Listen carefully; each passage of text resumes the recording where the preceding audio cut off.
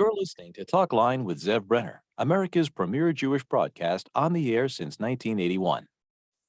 And now, here's your host.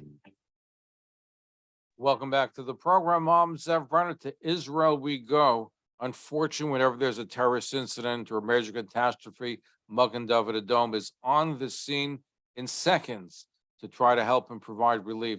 Joining us now live from Israel is Aryeh Myers with the National Relations Division of Magen Adom. Good morning. Thank you for joining us from Israel. Good morning, Zev. Shavua tov. Shavua tov. So can you tell us the latest about what happened in the terrorist incident? I think there have been some other incidents happen lately too. Give us an idea what's going on and about how MDA responded so quickly on the scene. So the two major incidents that occurred over Shabbat, the first one was on Friday night. The calls came in at around 8:15 in the evening. Families who had just finished their meals were out walking in the streets of a neighborhood called Neve Yaakov. A terrorist arrived at the scene in a car. He got out of the car and he started shooting at people. And the first calls came in very, very quickly. The response to the scene with MDA medicycles, ambulances, intensive care units was all very, very fast. Unfortunately, 5 of the people who were victims of the shooting were declared deceased at the scene. 2 others were conveyed to hospital in critical condition, and 3 others were conveyed to hospital also in serious condition. The first 2, unfortunately, were also died in hospital. The second incident was on Shabbat morning in Ir David, right near the old city of Jerusalem, where a terrorist, it turns out a 13-year-old, hid behind a vehicle as the Jewish population there was just coming home from shul, from the synagogue, and started shooting at bypassers in the street, hitting 2 of them, a father and son. The son is actually an MDA volunteer. They were both injured with serious injuries, both conveyed again by Magen Adom teams to nearby hospitals in Jerusalem. They've both undergone treatment and are currently stable, although still in serious condition in hospital. Wow. So how many were injured in the first incident, which was the bigger one? How many were injured in that one total? In total, there were 10 victims. Unfortunately, 7 of them were deceased, 5 on the scene and 2 in hospital. And there were 3 other people who were also injured, who are currently still being treated in hospitals around Jerusalem. And in the second incident, there were the 2 injuries. Now, your MDA gets there very quickly on the scene. And here in this situation, you mentioned one of those that were wounded was an MDA volunteer. So Absolutely. how often does an MDA volunteer end up being in the crossfire or being the victim of a terrorist incident? So recently we've had, unfortunately, a couple of incidents. Obviously, our main priority is the safety of our teams, but our paramedics, our EMTs are selfless people, and if they hear of an incident, the first thing that they want to do is to go in and to treat the injured, to treat the victims. We obviously take precautions where we can. We rely on the police to provide some sort of defense at the scene or to secure the scene. But sometimes we arrive at the scene so quickly that like happened even on Friday night, there were still gunshots going on in the background when the calls were coming into the MDA 101 dispatch center. And there was still shooting going on. There've been a couple of incidents recently, one near Shurafat, which is in East Jerusalem, where MDA teams turned up at the scene, and there was at the checkpoint, and there was still gunfire going on. Same thing was on Friday night as well. So that's amazing. Your volunteers, even though there's gunfire going on, they're still there to save lives, and under threat, they're still operating. Absolutely. We've had, like I said, we've had a number of incidents over the last few months where that threat has been very real and very present. On Yom Ha'atzmaut, just a few months ago, there was an attack in the town of Elad, where the call initially just came in as somebody who'd been injured. There wasn't a report of a terror attack. And then as they were treating the people at the scene, they suddenly realized what the incident was and understood that there was still a terrorist very much at large.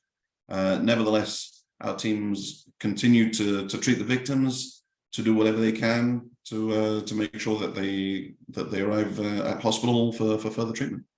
Now, what I'm amazed is how fast and the quick the response is from MDA to get there on the scene. You mentioned you were there when still the terrorist incident was taking place. What do you attribute that you're able to get your volunteers to the scene of what happening so quickly?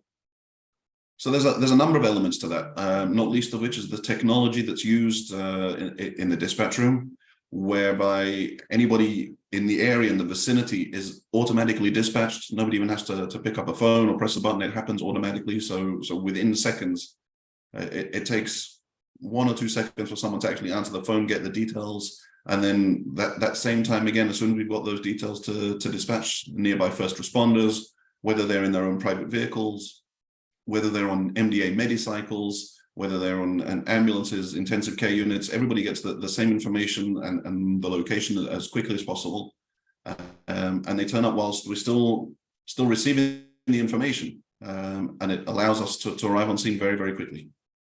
Now, I guess Israel is in a state of heightened tension and there's alerts. So I'm sure you must be on standby. Hopefully there won't be another terrorist incident, but when it happens one after another, there's always tension. There's always apprehension that this may happen again very quickly. So I'm sure all your volunteers must be at heightened alert right now.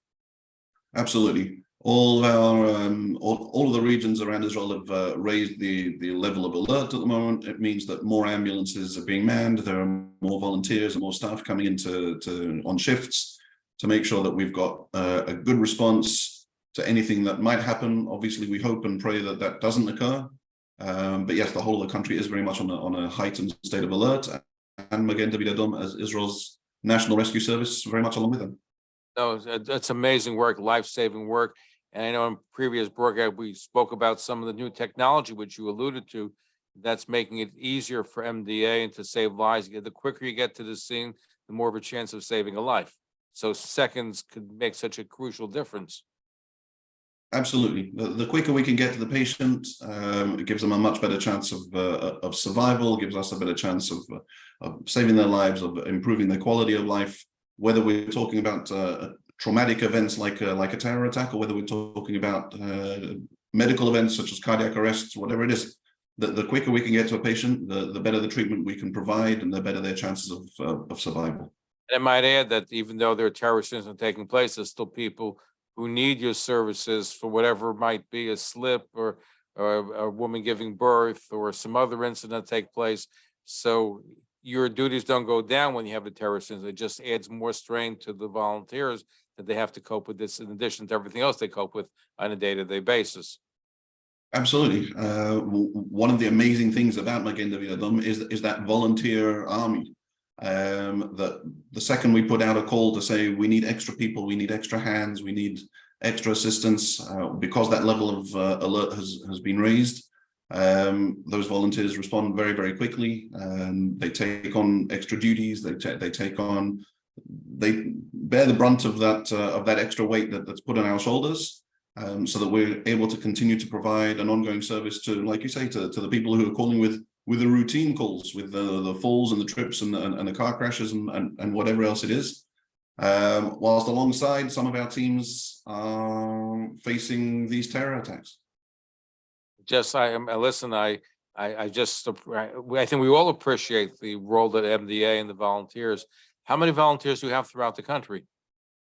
So the organization has approximately 30,000 staff and volunteers, of which about 27,000 of them are volunteers. Wow.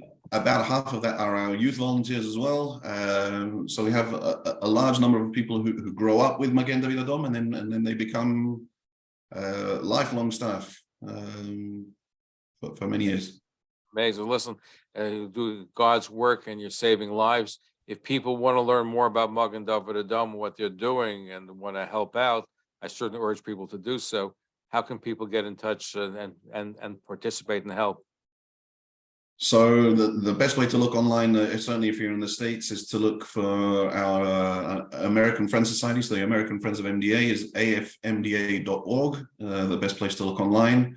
It's updated with constantly with information, with ways to help. Red Star for Israel as well. People can Sorry? find Red Star for Israel as well, I believe. Red Star for Israel. best place to be updated. The news is constantly being updated there, ways that you're able to help physically, financially, however you can help us save more lives in the state of Israel. And we'd be very grateful to be able to continue on our life-saving mission.